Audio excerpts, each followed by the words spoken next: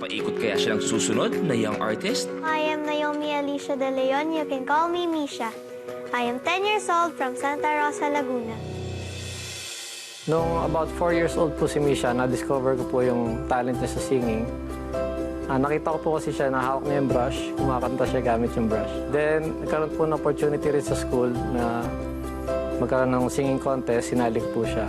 And fortunately po, nag-champion po siya doon.